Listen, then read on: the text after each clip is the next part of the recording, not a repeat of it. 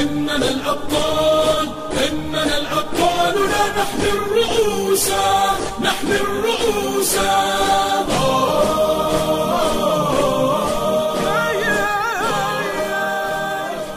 Қасиетті нұрының анасына өтуі. Пайғамбарымыздың қасиетті нұры анасына өткен кезде жан-жануарлар бір-біріне әлемдердің мырзасының дүниеге келетін уақыты жақындады. Ол жер бетінің басшысы, заманның күні деп сүйіншіледі. Сол түні Қағбадағы барлық пұттар құлайды. Ол кезде Меккеде жұт болатын. Жылдар бойы жаңбыр жаумаған болатын. Ағаштарда көгерген жапырақ та жоқ еді. Адамдар қиналып не істерін білмейтін жағдайға жетеді.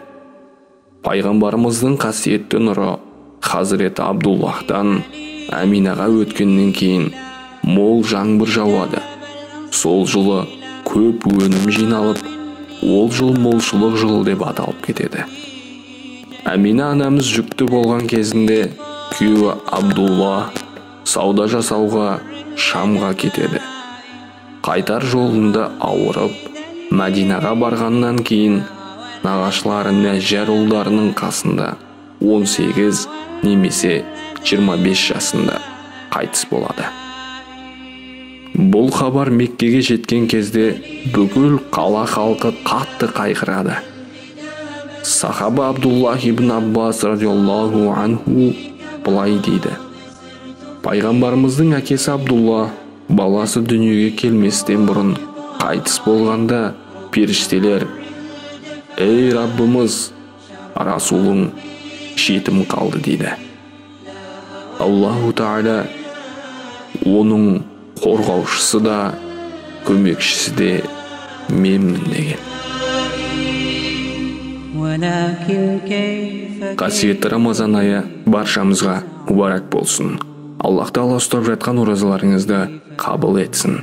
Құрметті мұсылман бауырлар, осы видеоның таралуына қосқан үлестеріңіз ретінде видеоны WhatsApp-тағы топтарға және жақын туыстарыңызбен бөлісулеріңізді сұраймыз. Сонымен қатар видеоның астына пікірлеріңізді қалдырып, лүпілдеріңізді басуларыңыз сұранамыз. Ассаламу алейкум ва рахматуллахи ва баракатух.